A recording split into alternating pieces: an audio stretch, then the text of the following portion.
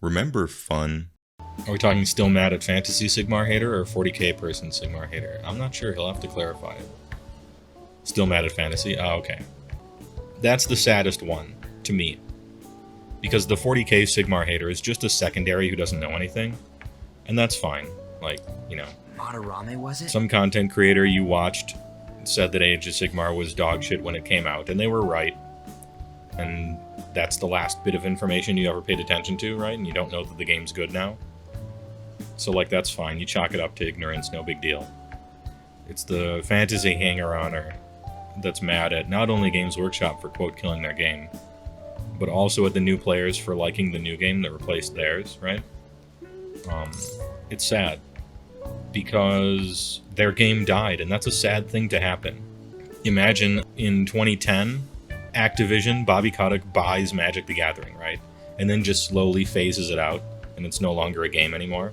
I would have been sad, and probably angry. So, you know, when your game dies, it sucks. I understand. You could say that the game was dead like 5 years before that.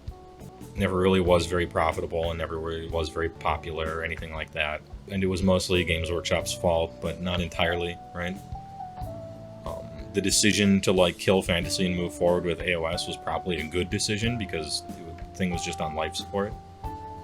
And original AOS was trash. It's just good now, that's all. And my hot take is that Warhammer Fantasy fucking sucked.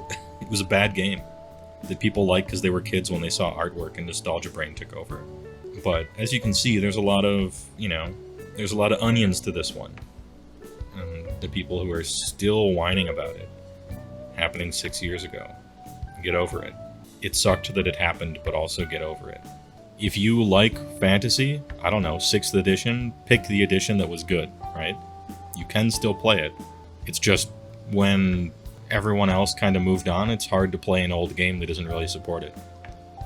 I generally don't try to tell people that because it comes off as sarcastic.